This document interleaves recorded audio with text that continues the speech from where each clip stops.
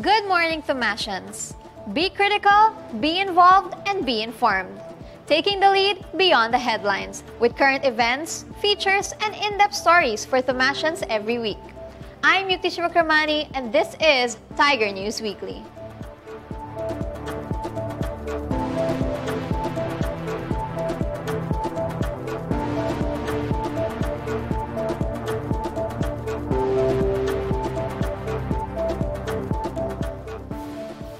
After the recent elections, the voice of the Thomasians remains strong. On this episode of Tiger News Weekly, we continue to broadcast these unbiased and honest reports for the narratives of these voices. We have Haylord Lavarias for News Wrap. Good day, Thomasians. This is Haylord Lavarias from the Vorsitarian, and we bring you the top stories of the week.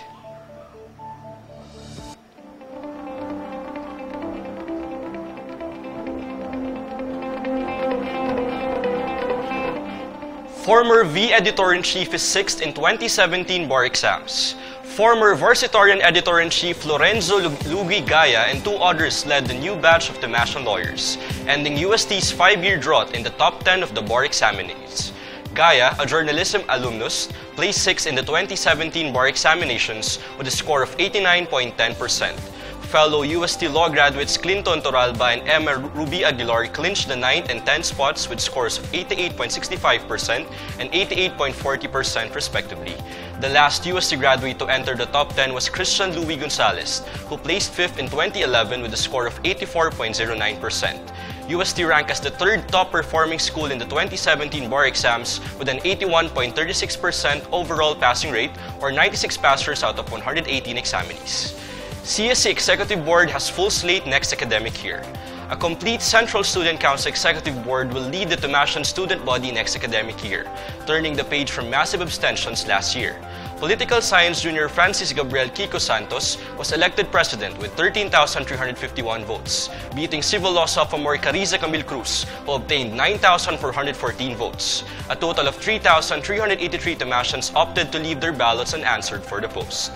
Lone Vice Presidential candidate Victor Amores, a biochemistry junior, is the new CSE Vice President, getting 15,241 votes. A total of 10,907 ballots were left unanswered.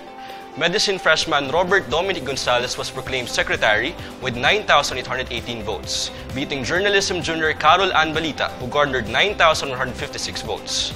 A total of 7,174 ballots were left unanswered. Sole candidate for treasurer Alec Pierce Joel Santa Ana, a marketing management junior, won with 14,759 votes. A total of 11,389 ballots were left unanswered. Adrian Lee Fernando, a medical technology junior, was proclaimed auditor with 14,587 votes, while 11,561 ballots were left unanswered. Jean Nicole Naval was elected Public Relations Officer, garnering 7,649 votes. She bested Political Science juniors John Crian Pineda and Jeremiah Pason, who got 6,645 and 6,273 votes respectively. A total of 5,581 ballots were left unanswered. All candidates for this year's CSE elections ran independently, as Lakas Tomasino Coalition was suspended for 1 year and Lakas Nandiwang Tomasino, the sole student political party to be accredited, did not field any candidates. COMELEC announced on March 8 the removal of the abstain option in the online ballots, in compliance with the order of the Central Judiciary Board. Voters were left with the option to leave positions unanswered. UST Rector leads groundbreaking of new Jensen campus. University Rector Father Herminio Dagohoy OP led the groundbreaking rites of UST Satellite Campus in General Santos City in Mindanao on Friday. UST Jensen will be an 80-hectare campus, 4 times the size of UST Manila, in the villages of Ligaya and Katangawan. Dagohoy said the new satellite campus would offer affordable education following standard educational fees in Mindanao. The new UST campus is expected to rise by 2020 and the academic year will officially open in 2021. Salingawi tackles Marawi crisis and 50th annual concert. The Salingawi dance troupe performed a piece set against a backdrop of the Marawi crisis for its 50th annual dance concert, Sari Manok Tanglaw sa Panahon ng Sigwa, which ran from April 11 to 12 at the Medicine Auditorium. Salingawi choreographer Robert Stephen Bayodoma and writer Diane Torres conceptualized and wrote the story. taking fragments from the different Sari Manok folktales as material for the concert. The dance tells the story of the mythical Sari Manok taking on a human form amid the outbreak of the terrorist siege of Marawi City. Arts Commission Secretary eyes reprint of Emilio Jacinto's works. National Committee on Language and Translation Secretary for the National Commission for the Culture and the Arts, Michael Coroza, eyes the reprint of the works of Emilio Jacinto during his 119th death anniversary last April 16 in Magdalena, Laguna. Coroza said it is important to reprint the works of Emilio Jacinto so the people will be familiar in his works, particularly the Kartilya ng Katipunan. Jacinto's Kartilya ng Katipunan was compared to 10 Commandments of God because it contains the rules and traditions that Filipinos should follow, Coroza said. Emilio Jacinto was born on December 15, 1875 in Trozo, Manila, and studied law in the university in 1894. New-look growling tigers lose to Letran in field oil debut. Aldin Ayo made an underwhelming debut as UST head coach as the Growling Tigers dropped a 95-90 heartbreaker against the Colegio San Juan de Letran Knights in their Field Oil Flying V preseason Premier Cup opener at the Arena in San Juan Sunday. Down by 10 with 2 minutes remaining, UST trimmed the lead with 2:5:37 ticks left with a score of 85-90. But Knight Jeric Balanza's 3-pointer with 15.8 ticks remaining and free throws by Jeremiah Taladra sealed the win. UST will look to turn things around against the San Sebastian College Recoletos Stags on May 11, 6:30 p.m. at the same venue. Stay tuned for more news and updates. Visit our website at varsitarian.net and follow our social media accounts at VarsitarianUST. This is Haylord Lavorius. Good day. That was News Wrap, brought to you by the official student publication of UST, The Varsitarian. Tiger News Weekly will be back with more stories that highlight the Tomashan experience after this short break. Stay tuned.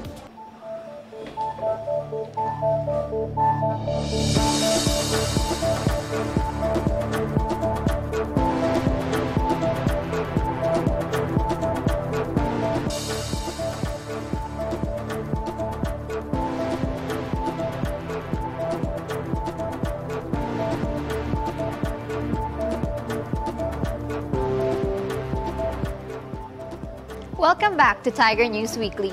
Safety is key in providing us Tomashans a healthy environment that would ensure our maximized learning experience in the university. However, with the increased threats of natural calamities, our lives could be at risk in any moment. To prevent any cases resulting from these possible dangers, the university recognized the need for action. Reporting on these measures, we have Catherine Dave for Above the Fold.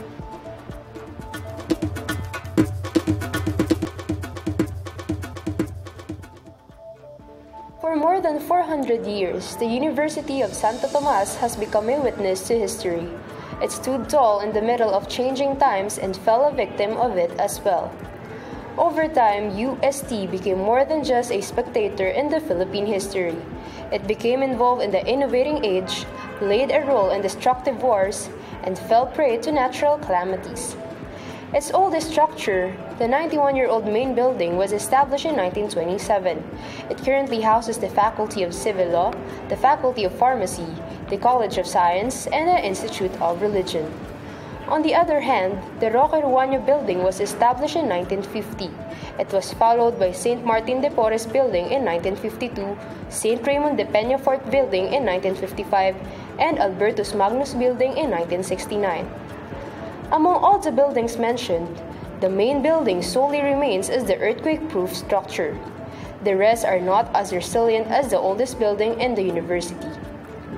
To prepare for disasters, UST enacted a crisis management team in colleges to lead Tomashans in disaster preparedness. We facilitate the proper way of what should we do when there's a disaster, when there's an earthquake, when there's a fire in the college or in the buildings. Patungan said that fire and earthquake drills are conducted annually as a precautionary measure. Natural science professor Melanie Arbias emphasized that it is a must to focus and implement disaster and management policies. Proper planning and implementation of disaster and crisis management strategies in any case, not only in UST, may decrease the rate of structural damage and loss and may save lives. In the university, the UST Red Cross Youth Council also promotes disaster preparedness among Tomasians. We started this last year. Meron na, feeling ko sa lahat naman ng classes, lahat ng blocks actually sa university meron ng class marshals. And kasi dati sa AMP lang meron nun. And we decided a year ago na i-implement siya university-wide. Kasi para mas tutok, mayroong mag-guide sa students in case may mangyaring disaster. And yun nga, yung class marshals yung ino-orient namin sa protocols ng UST and ng tamang pag-evacuate. And then also we have basic disaster management seminar. Normal naman to for students. Also, meron din kaming standard first aid and basic life support. Moreover, the Central Student Council has a crisis committee that coordinates with the university's administration in providing immediate action on disaster risk management. However, despite the efforts of the crisis management team and student organizations in promoting disaster preparedness, Incident Commander Patungan said that Tomasians are still not ready for the big one. We're there, but we're not really that prepared. I would have to admit we're not really that prepared. But we're getting there. I hope the students will cooperate also, especially when we conduct. Well, I think you've seen what had happened last time that we still ask the students to go to the field where they should be there. In addition, natural science professor Norman Garcia noted that the lack of activities on disaster readiness. Okay, so what I'm observing now would be the students, particularly the student council, they have no concrete activities yet regarding disaster preparedness. Above the Fold sought the response of Ren Santiago, director of UST CSC Crisis Committee, but he has yet to respond as of press time. Meanwhile, authorities reminded Tomasians to learn the safety procedures during disasters. Mind empty, don't panic. Always learn, use your instincts to survive because mostly lahat ng techniques to survive a disaster is common sense. So, syempre, kunwari, huwag kang lalapit dun sa pwede kang mabagsakan, di ba? So, that's basically common sense. And then, listen to the people na nag-guide. And sa akin, most importantly, take the drill seriously as much as possible. You have to study the basic science behind these disasters, especially earthquake, flooding. Not only those, I am also referring to infectious diseases like dengue. No one can predict the occurrence of disasters. Hence, it is important to remain vigilant at all times. As the university continues to campaign for disaster preparedness, Tomasians must also do their efforts to ensure their safety. This is Catherine Dave, setting the agenda above the fold.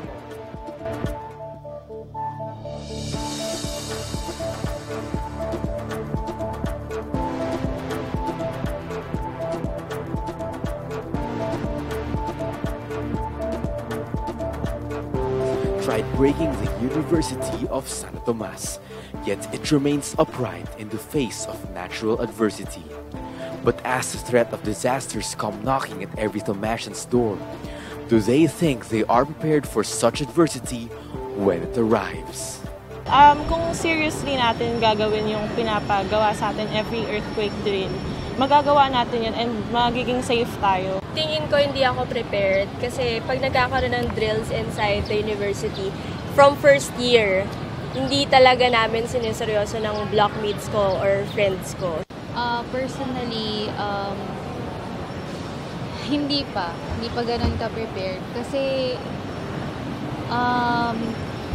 Yung mga ginagawang drills minsan dito, hindi namin ganong nasaseryoso. I think pag inside, I'm ready kapag earthquake since ito yung field. And alam naman natin na sa Manila, yung field ng UST is isa sa pinakamalaki. Pero outside, hindi kasi ako sanay sa mga baha. So I think hindi ako prepared. Alam natin pag yung UST, pag binaha siya, malalim talaga. Every Thomasian should be provided with classroom knowledge, but they should also be kept safe in times of adversities. Do they feel safe inside their buildings? Pharma student po sa main building po kami and sa central lab, and I think medyo safe naman po kasi sabi po nila earthquake resistant nga daw po yung main building. Sa St. Raymond's, I think hindi masyado kasi 'di ba ang prefer ng admin dito dun sa ang pinaka-safe yung main building tsaka sa field. Honestly, no. Kasi una sa lahat, maunti yung fire exit sa AB. Hindi siya sapat para sa population ng AB and commerce students. Disaster preparedness is a major factor in safety procedures, for they keep every Thomasian vigilant in times of emergencies. This is Keith Sazon for Vox Tigris, the voice of the Tigers.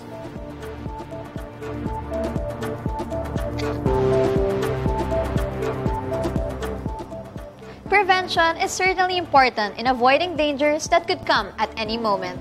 That was Catherine Dave with UST's response to these hazards. Today, I am joined by Ms. Manjit Singh and Mr. Lorenzo Montes, the Thomasian Youth Ambassador and Ambassadress 2018. So hi Manj and Lorenzo, how are you guys? Hello Yukti. Thank you so much for inviting us here. Thank you so much for coming here. So you were both crowned as the Thomasian Youth Ambassador and Ambassadress 2018. So how did it feel winning the title? Of course, it was overwhelming. We're both happy that we won the Lead Thomasian Youth Ambassador and Ambassadress title. But of course, it also entails a big responsibility. But I think with the help of the Thomasian community, we'll be able to really actualize our advocacies. That's nice. Nasabi niyo na lahat eh.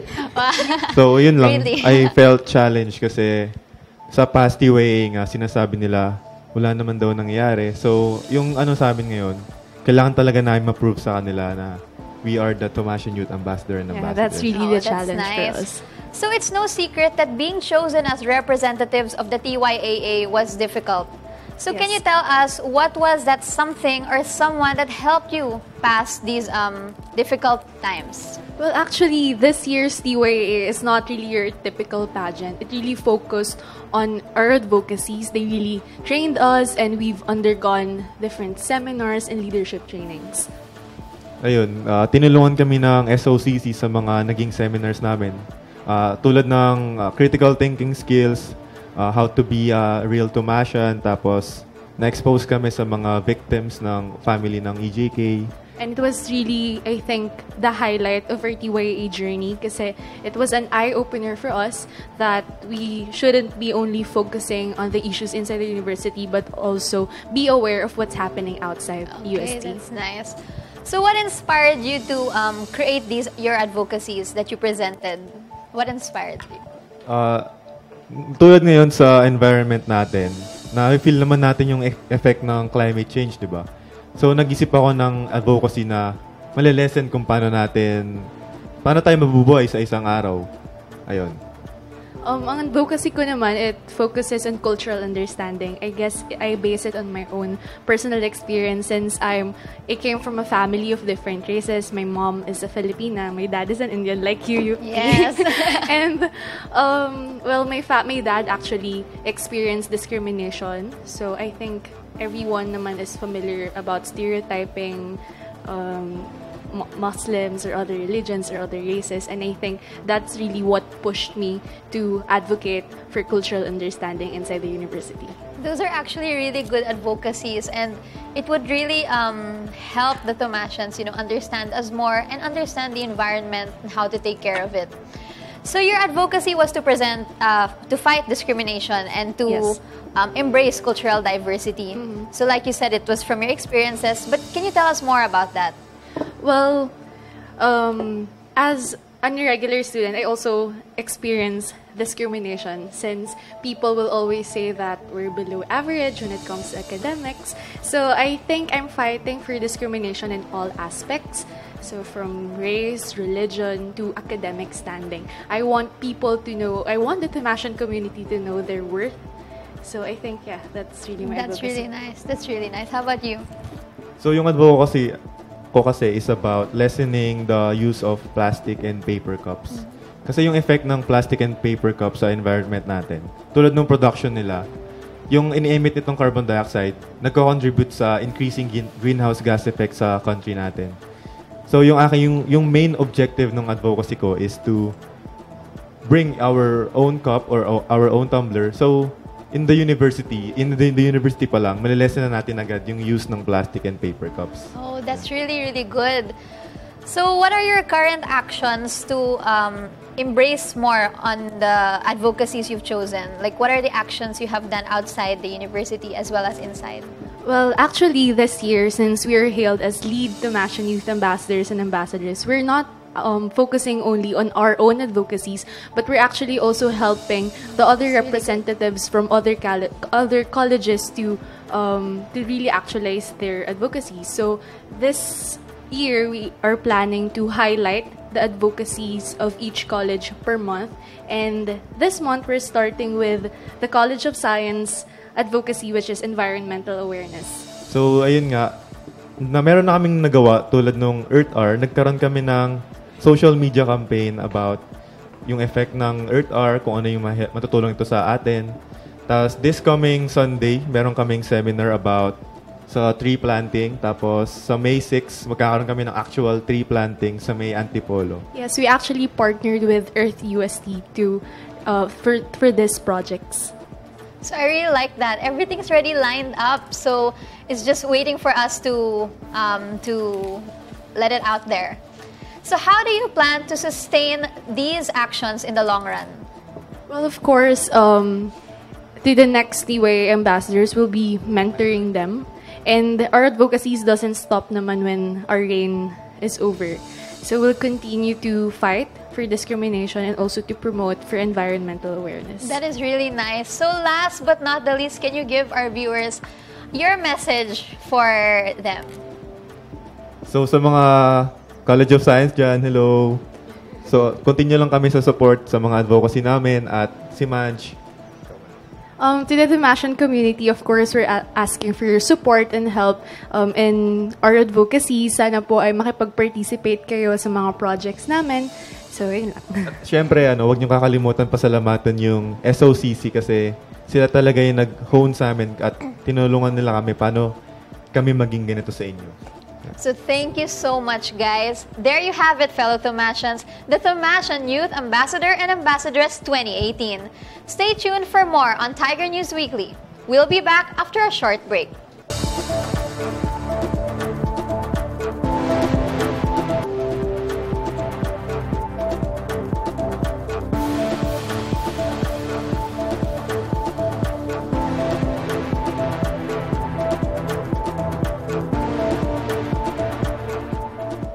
Here as Tamashans roar the loudest in different sport events as we defend titles or bring home new honors. But win or lose, as Tigers definitely finish all of these events with our Tamashan spirit. Bringing you these tables of camaraderie, success, and struggle, we have Jom Hernandez for frontrunners. As the apparent end to the season comes closer, some athletes have entered their respective matches and are currently fighting their way to the top. But not only that, as some teams face the end of their journeys, some athletes are now embarking on a new quest of redemption.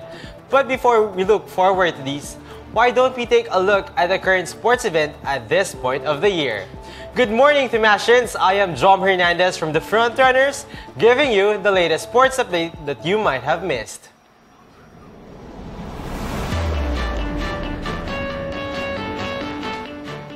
Yesterday, the Institute of Physical Education Athletics once again held the annual Ola Baile at the Quadricentennial Pavilion. Tamashan ballroom dancers graced the dance floor in both the standard and Latin categories. El Tigre España Danza, the new fundraiser event of the UST Sinag Ballroom Dance Company, was also held yesterday morning, where youngsters and adults from outside the university get the chance to showcase and compete as well.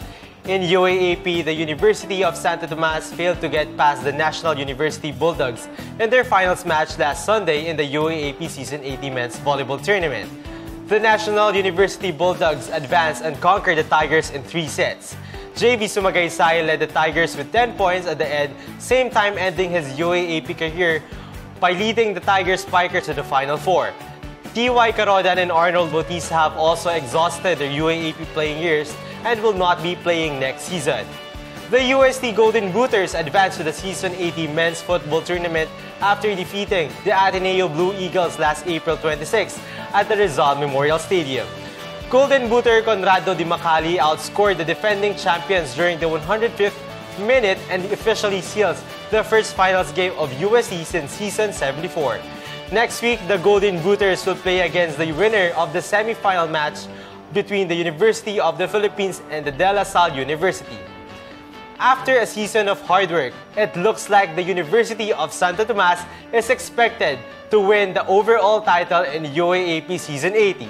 In a report made by the Varsitarian, it is said to have a 278 to 269 lead over the De La Salle University. And even if La Salle won the championship in women's volleyball and men's football tournament, UST will still win with a 2-point lead of 278 to 276. And now, going back to the hard court, the UST Growling Tigers failed to capture a win from the Letran Knights in the 2018 Phil Oil Flying V Preseason Cup last Sunday. The Letran Knights had a 5-point edge by the end of the quarter with a 95-90 score. This is the debut game of the Growling Tigers under Coach Alden Aya's supervision and is also the return of veteran players in the team such as Renzo Sabido and Mario Bonleon. Reggie Basibas contributed 16 points for the Growling Tigers, followed by Zach Kwang with 15 points. Returning player Sabido added 14 points. After this underwhelming start, UST will try to bounce back against the San Sebastian College Recoleto Stags on May 11 at the arena in San Juan. 2 new players will be entering the UAAP playing field in the juniors division through the Tiger Cubs. Mark Nonoy and John Raven Beliran got in the roster of the USC Tiger Cubs after USC head coach Alden Ayo recruited the players. In a report from the Spin.ph, the 2 Palarong Pambansa recruits were both happy to play for UAAP next season. Huaxiong College of Iloilo coach Vincent Bing Conlu both described the player as 3-pointer sharpshooters. Nonoy has tremendous speed while Biliran is a high leaper and can dunk with 2 hands at 5'9". Nonoy said that he is happy to get free education in Manila and added that he will only play his role with USC as he enters the Tiger Cubs. Meanwhile, Biliran said that it is a dream come true from him to play in the UAAP. Start preparing your following months as the new team of the Growling Tigers play on the Phil Oil Flying V's Preseason Premier Cup and face the San Sebastian College Recoleto Stags in the arena in San Juan on May 11 at 6:30 p.m. What are we all waiting for? Call your friends, bring out your props, and prepare your voice for the loud cheers as we support our athletes in upcoming games. Once again, I am Jom Hernandez from the Frontrunners, Prison Line, Legacy Through Time. For the top stories in UST Sports, that was Jom Hernandez with Frontrunners. If you want to watch the replay of today's episode, don't forget to tune in later at 2:30 p.m. only here at EdTech Digital Broadcasting Unit. For more information and up-to-date Tomashan news, follow the official student publication of UST at Varsitarian UST. And to watch the episodes of Tiger News Weekly anytime and anywhere, subscribe to UST Tiger TV Online on YouTube. Be critical, be involved, and be informed. Taking the lead beyond the headlines with current events, features, and in-depth stories for Tomashans every week. I'm Yukti Shivakramani, and this has been Tiger News Weekly.